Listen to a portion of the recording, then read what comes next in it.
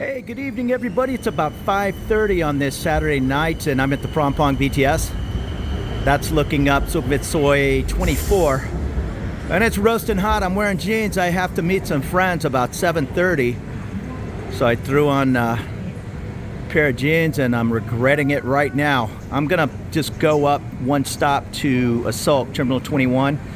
I just got a new credit card, and I have to put $3,000 on it in the next 90 days. So I prepaid my US T-Mobile cell phone. I added my credit card onto True, that's my internet, but I couldn't figure out how to make it work online. So I'm gonna swing by the True station right next to AIS, that's my next stop. And I believe I used I know I used my US credit card to buy my phone there last year. I can't remember if I topped up my account. I think they made me use cash, but if I can ask them if it's available to pay on the app with a US credit card, that's great. I'll just pay a year's worth of internet and a year's worth of phone, and that'll get me one step closer to that 3,000.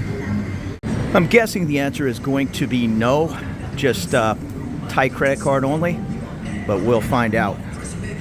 So far so good here at AIS. She just accepted my US credit card to prepay my account 5,000 baht. Now my plan is $299 a month, so that'll take me a year and a half, so that's good. So that worked out great. I've had the best luck with this AIS at the top floor here at Terminal 21. Everybody speaks English. They're really helpful in us tourists and expats, but they accepted my US credit card, no problem. Once again, I put 5,000 baht on there. My plan's only $299. It's the way the plans work over here. For $299, I get 10 gigs of internet, and then it throttles down. That's 10 gigs of 5G. Then it throttles back. I think I'm almost at the 28-day mark right now in a month, and I'm at 7 gigs. So I'm not really crazy walking around with Spotify on my headphones all the time. That's mostly just YouTube. And I have plenty of Wi-Fi spots set in my phone. So when I walk into Stella's, when I walk into O'Shea's, I'm on their network. I did ask her, because I'm not smart enough to understand how Wi-Fi calling works on my Thai phone. On my US phone, and I hate to keep talking about the US, but that's where I'm from, that's all I know. The US phone on my home network at home, hooked to my, in this case I have True Wi-Fi at home. I can call any US number, Wi-Fi calling, and I do, for free. Now oftentimes what I'll do is send a message to whoever, hey, are you free? Yeah, I'm free. Okay, and then I call them on Wi-Fi. A lot of my friends are older and they don't want to deal with, including parents and relatives, they don't want to deal with, what do you call it, WeChat or what's the other one? WhatsApp. So I just call them on Wi-Fi calling to their normal cell phone, home phone, whatever, and it's worked perfect for a couple of years. But don't have them call you and then answer. That I don't believe is a Wi-Fi call, even if I'm on Wi-Fi calling. Just don't do it. Have them send you a text, hey, give me a call, and then call them back on Wi-Fi, no problem. Now I just asked her with my Thai number, can I put it on Wi-Fi calling, which I've been experimenting with, and call a US number, and she said no. I also asked, okay, she did flip some switch that said I can use my Thai phone to call the US in an emergency, and it's 3 baht a minute. So there you go. I'm 99.9% of the time holding my Thai phone. So in the case of an emergency, if I had to get a hold of the US, 3 baht a minute, not the end of the world. When my California phone is sitting in the cradle at home, I don't bother carrying that around. Theoretically, could I carry it around and go to Wi-Fi at O'Shea's Pub and call back to the US for free? Yes, but I don't bother doing that. For one, sometimes those signals aren't that strong when there's 30 people in there using the Wi-Fi at once. Plus, I don't like carrying 2 phones. So now my next stop is True, down there at the end of the line. I've never been here. I assume it's gonna work the same way. We'll see if they take my credit card. I go to the True at the M Quartier to pick up my router and One time I had an issue resetting my router. That's where I've been. You'll find True, AIS, DTAC. Those are the big three. In any of these malls, oftentimes you'll find them in the Big C or Lotus. But some of those smaller locations, they may only speak Thai. Again, I don't expect everybody to speak English in Thailand, but they sure speak a lot of English. There's an alarm going off here. You just need to have your wits about you and come to a tourist-friendly area like Terminal 21, and yeah, they're all going to speak English. All right, so that worked out great. The gentleman told me he'll accept $3,600. That takes me up to the end of my lease, and hopefully I'll stay in my condo. But if for some reason I leave and they don't have True where I'm going, it'll just be easy. My lease expires, I think, at the end of June, so I'm just paying till then. And we'll go from there. If I sign a new lease in the next 2 or 3 months, well, maybe I'll come back in and sign another year's worth. He did tell me I found a way to link my U.S. credit card online on the app at True, but he told me you cannot prepay. You can only do what you owe. In this case, I owe $854 a month, so I'm paying $854 times whatever that is, 5 or 6. The AIS person, she said the same thing. You can pay with your U.S. credit card online, you just can't pay over the amount. I just paid over the amount at T-Mobile, no problem. They, well, it was a small problem. It said it's not accepted, but Chase, I had made 2 small purchases on my Chase account, and then I went out and made whatever it was, $700 to T-Mobile, and it went to fraud. I called Chase, and they said, yeah, we just don't like to see one big charge on the first day you got the card, especially in Thailand. So she flipped the switch, and it's been working perfect since. But if you are going to get a new card over here, maybe give a call and say, I'm going to make a $1,000 purchase on the first day I get the card, and you won't get denied. Hey, so that worked out great. I ended up putting about 10,000 baht between my AIS. That takes me a year and a half or so. And I did 5 months of the True. So that is about $280. So better than nothing. I know $280 might be almost what some people are paying for a cell bill these days, or at least it used to be. Maybe cell bills are coming down in the U.S., but back in the day, I remember a lot of people complaining about $200 plus cell bills. $278, that is my cell phone for a year and a half, and my, I don't even know what it is, fiber optic crazy fast internet. Now I'm not even paying the fastest. I'm paying a gig up and 500 download. Cheap, 854 baht a month. For 1100 or 1200, I think I could have 2 gigs up and 1 gig down, but what I have is fast enough for my needs, so I don't rush off and just get the fastest, most expensive thing anymore. I see what works for me and go from there. I uploaded YouTube movies with shared Wi-Fi in a sailboat marina for a year, so I know what a painful experience is, and at home, yeah, it works perfect. I'll be uploading video, have Spotify going on Wi-Fi, have somebody watching TV on Wi-Fi, and 2 phones on Wi-Fi, and it's all working perfect. And this is just my suggestion. Come to Terminal 21, the top floor. I think it's the 6th floor where the movie theaters are. You can also get some great deals on movies here. Oftentimes 120, 180 baht. Some of the other fancy theaters around town, you just have to be a little careful. Trying to see if they have a seat out here in the lobby, and they don't today.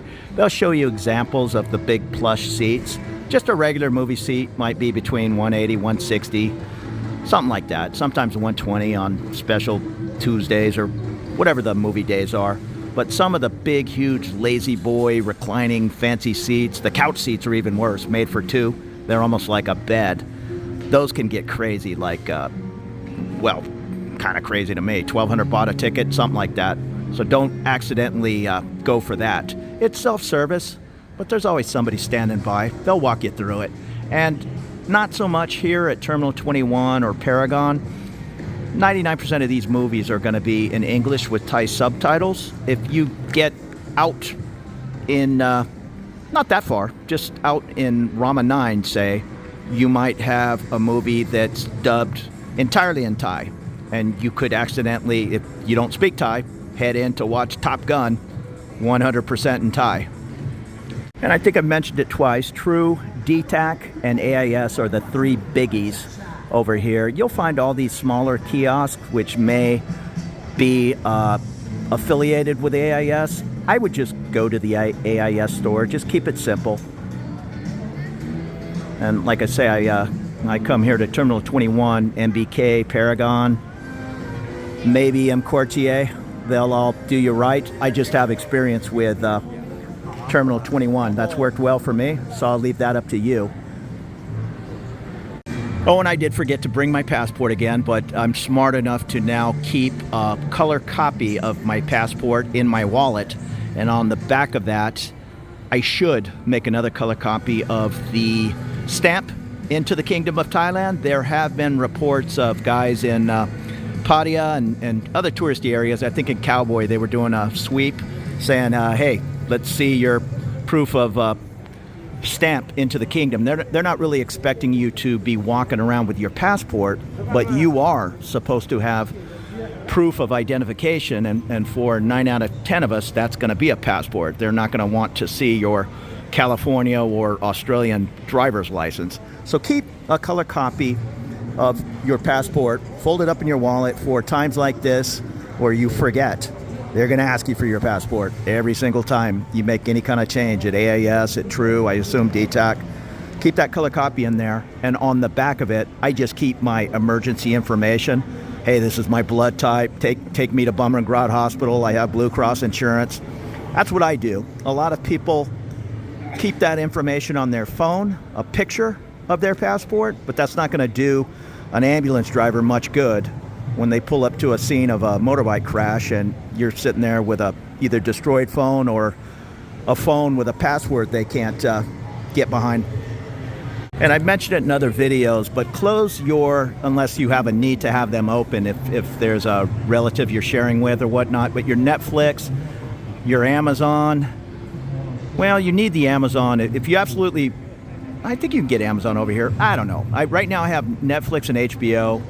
Netflix is either 69 or 189 baht a month, so I'm sure that is cheaper than the US. Now that's just for a 720. If you pay 4K, I think maybe it's just 1080. I don't know. It's more, not much more. It's like 270 baht a month. The 720 is fine for me. I'm just not that picky. HBO Go is, I believe, only available in Asia, and it's 12 or 1300 baht for the entire year. The only catch is I started out with HBO on a prepaid plan. In other words, I was loading money onto my phone, and then I switched over to a postpaid where they bill you each month, and my HBO disappeared. After 2 months of having it, it just went away. She told me, can't do that. If you would have changed from one prepaid to another prepaid, then it would stay. And right now I have postpaid. I asked her if I change from the $2.99 a month to the $4.99 a month, do I lose my HBO? And she said no. So if you're going from a more touristy, just loading minutes on your phone to yeah, I'm here permanently now, just bill me each month. If you just paid for that HBO, it's going to go away. But the good news is you're only losing 1,200 baht, whatever that is, 30-something bucks a month. And I don't know what HBO costs in the U.S. anymore. It's probably 15 a month. And did I say you were losing 30 bucks over here? No, it's 1,300 baht for the entire year for that HBO Go, not a month. And don't be too fast to throw that iPhone 10 away. It's cracked screen, or maybe the battery isn't working. These guys work magic. All these different kiosks over here. Just bring it over here. They'll put a new screen on there for next to nothing. They'll change that battery that's not supposed to be changed, and you can use that as a backup phone or a California phone like I do. I am paying $50 a month to T-Mobile, but it's worth it for me. I know different people use Magic Jack and all, and I've heard different reviews on if you can get an OTP, is that what it's called, when the bank sends you a double verification? That happens all the time for me. It just does. When I wire into my different banking accounts, they send a two-step authorization to my US number. I don't know if they'll send it to a Thai number. I'll bet it's a bit of a conversation or it's just a flat no. I could be wrong on that, but do your homework on that. Bottom line is, for me anyhow, $50 a month, even though that's kind of a high bill, is compared to my other bills, is worth it to me. Just for one, I can do that Wi-Fi calling to the US, no problem. I know I can do that on different apps and all, but not everybody's on those apps. But more importantly, to get those verifications, doing banking, doing anything really. So that's a little run around Terminal 21, getting my prepaid bills. And as far as using credit cards, AIS, True, they're legit. They'll probably, I didn't ask, I should ask, because American Express is difficult over here. I know it's accepted at Starbucks, but most merchants do not want to deal with the high fee that American Express puts on the card. I think they charge the merchant 4.5%. Some of the smaller bars around town, they'll charge you what Visa charges them. If it's 2.5%, they'll just tell you, yes, you can use your US card, but you have to pay that. Even Grab, they charge a very small fee. If the ride is 38 baht, it will be 39 baht because you're using a US credit card. But don't be afraid to use those cards over here. Just understand there's going to be fees involved at some smaller places. Now, some small places, massage places, that kind of thing, they're going to be cash only. You're going to have to find the ones that accept Visa if you're trying to make a minimum spend. Here's the Sizzler. Sizzler is actually not bad here. Take a quick peek. There's the salad bar. Yeah, I checked the Sizzler out on, I think Wednesday. They do a ribeye special that's 200 baht off. It's still like $8.99, but comes with a salad bar. So there you go. So thanks for running around Terminal 21 with me. And I hope I've answered some questions about at least using US credit cards, and that's the only knowledge I have. I don't hold any others, but I would assume other foreign credit cards are going to work the same way over here at large merchants, hotels, which is good because, you know, a hotel might be $150 a night. They're certainly not going to gouge you. Not that it's a gouge, but smaller places like some of these little kiosks here, they very well may say, you can use that card if you pay us the fee. And thank you very much for watching. Follow along the channel. More looks around Bangkok and all things Thailand. I appreciate that. Have a great evening.